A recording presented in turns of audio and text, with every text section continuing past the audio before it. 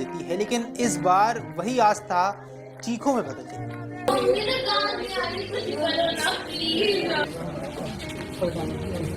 जहां घंटियों की आवाज गूंजनी थी, वहां मातम पसरा हुआ है। यमुना के शांत जल ने अचानक एक भयावह रूप ले लिया है और देखते ही देखते जिंदगी और मौत के बीच की दूरी कुछ ही पलों में सिमट गई। केसी घाट, जहां श्रद्धालु दर्शन और पूजा के बाद नाव की सवारी कर रहे थे, किसी ने नहीं सोचा था कि यह सफर उनका आखिरी सफर बन सकता है। एक पल पहले तक हंसी खुशी से भरी नाव अगले ही पल मौत के साए में डूब गई। नमस्कार, मेरा नाम है साहिल सुयाल, आप देख रहे हैं अमर उजाला।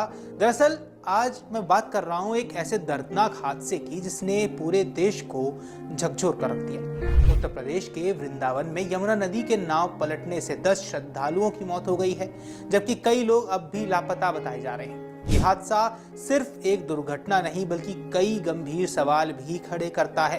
क्या यह लापरवाही थी? क्या सुरक्षा इंतजाम नाकाफी थे? और आखिर वो कौन सी चूक थी जिसने 10 जिंदगियां निगल ली?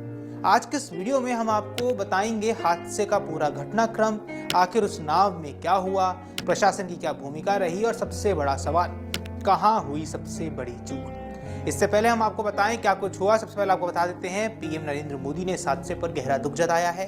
उन्होंने लिखा, उत्तर प्रदेश के मथुरा में नाव पलटने से हुई दुर्घटना से मुझे गहरा दुख हुआ है। जिन लोगों ने अपने प्रियजनों को खोया है, उनके प्रति मेरी गहरी संवेदना है। मैं घायलों के शीघ्र स्वस्थ होने की प्रार्थना करता हूँ। स्थानीय प्रशासन प्रभावित लोगों की सहायता कर रहा है।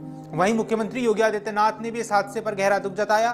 उन्होंने सोशल मीडिया प्लेटफॉर्म एक्स पर लिखा कि जनपद मथुरा में नाव पलटने से हुई दुर्घटना में जनहानि अत्यंत दुखद एवं हृदय विदारक है। मेरी संवेदनाएं शोक संतप्त परिवारों के साथ हैं। संबंधित अधिकारियों को तत्काल मौके पर पहुंचकर बचाव व राहत कार्य संचालित करने और घायलों का समुचित उपचार कराने के निर्देश दिए गए हैं। प्रभु श्री राम से प्रार्थना है कि दिवंगत आत्माओं की सद्गति एवं शोकाकुल परिजनों को अथाह दुख सहने की शक्ति तथा घायलों को शीघ्र स्वस्थ लाभ प्रदान करें। आइए अब आते हैं कि आखिर कहां वो सबसे बड़ी चूक हो गई। सबसे पहले आपको समझा देते हैं वो घटनाक्रम क्या कुछ रहा। शुक्रवार दोपहर वृंदावन के केसी घाट पर श्रद्धालुओं की भारी भीड़ मौजूद थी। पंजाब के लुधियाना और उत्तराखंड के मुक्तेश्वर से आए करीब 150 श्रद्धालुओं का एक दल यहां पहुंचता है। इनमें से करीब 25 लोग एक निजी नाव में सवार होकर यमुना नदी की सैर के लिए निकले थे। शुरुआत में सब कुछ सामान्य था, लेकिन कुछ ही देर बाद एक ऐसी गलती हुई जिसने सब कुछ बदल दिया। बताया जा रहा है कि नाव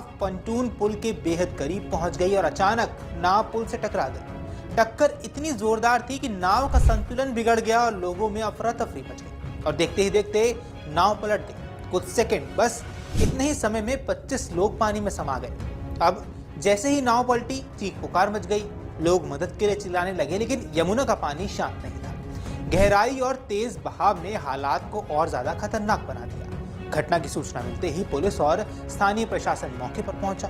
गोताखोरों की टीम ने तुरंत नदी में उतरी और रेस्क्यू ऑपरेशन को शुरू किया गया और कई घंटों तक ये चला भी। 15 लोगों को जहां सुरक्षित बाहर भी निकाल लिया गया।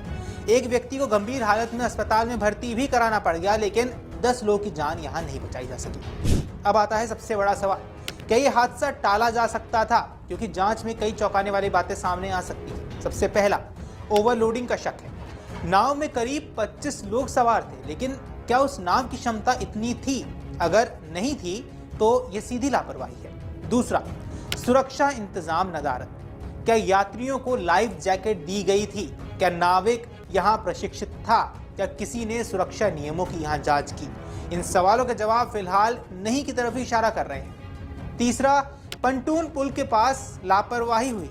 अब नाव का पुल के इतने करीब जाना ही एक बड़ी गलती थी। नाविक को दूरी बनाए रखनी चाहिए थी, लेकिन क्या ऐसा हुआ? चौथा है अनधिकृत नाव संचालन। अब बताया यह भी जा रहा है कि नाव एक निजी नाविक की थी। ऐसे में सवाल उठता है, क्या उसे संचालन की अनुमति मिली थी? क्या प्रशासन ने यहां निगरानी रखी थी? हादसे के बाद मौके पर भारी भीड़ भी जमा हो गई। लोगों की भीड़ ने बचाव कार्य को और मुश्किल बना दिया। रेस्क्यू टीम को काम करने में काफी दिक्कतें आई। प्रशासन को बार बार लोगों से अपील करनी पड़ी कि वे सहयोग करें। पुलिस, एनडीआरएफ और स्थानीय गोताखोरों की टीम ने मिलकर रेस्क्यू ऑपरेशन चलाया।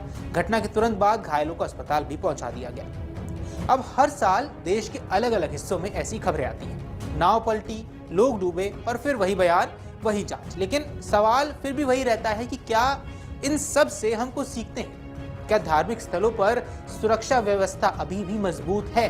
क्या नावों की नियमित जांच की जा रही है? क्या नियम सिर्फ कागजों तक ही सीमित रह गए हैं? वृंदावन जहां लोग मोक्ष की तलाश में आते हैं, वहीं 10 लोगों की जिंदगी यूं ही खत्म हो गई। उनके परिवार जो उनके साथ खुशियां बांटने आए थे, अब दर्द और आंसुओं के साथ लौट रहे हैं। ये हादसा सिर्फ एक खबर नहीं है, ये एक चेतावनी भी है। अगर अभी भी नहीं जागे तो अगला हादसा शायद कहीं और कहीं भी हो सकता है और इससे ज्यादा भयावह हो सकता है। फिलहाल प्रशासन जांच में जुटा है, लेकिन असली जिम्मेदारी तय होना अभी भी बाकी है। आप क्या सोचते हैं कि क्या ये हादसा